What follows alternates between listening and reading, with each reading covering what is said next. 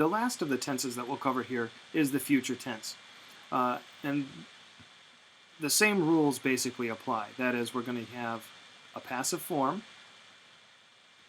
So we're going to use our passive endings, but they're going to have the same tense markers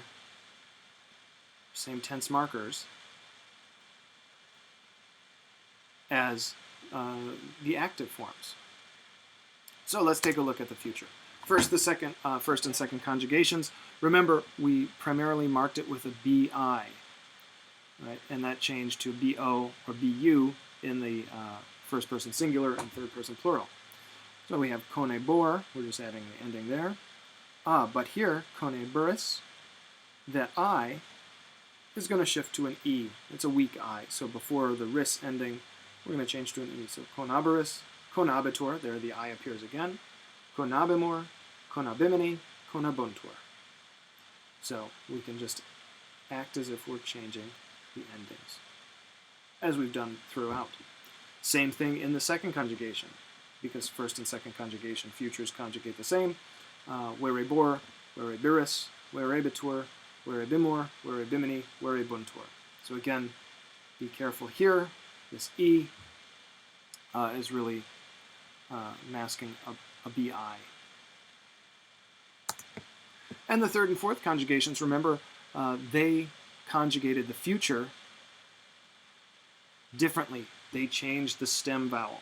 They went from that weak I to an E, a long E, except in the first person singular where it was an A. So sequar, but there our E appears again, sequeris, sequatur, sequemor, sequemini, sequentur. So in the third conjugation, you look for this E.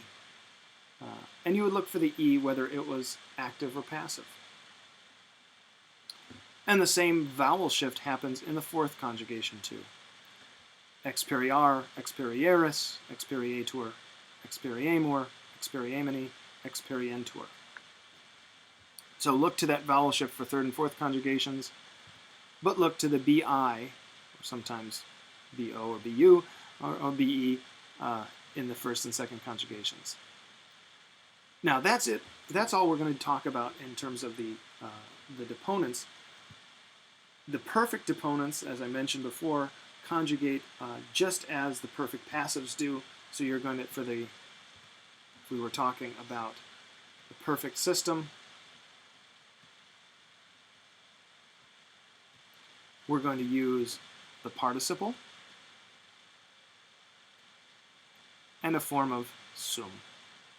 And so the present tense of sum for the perfect,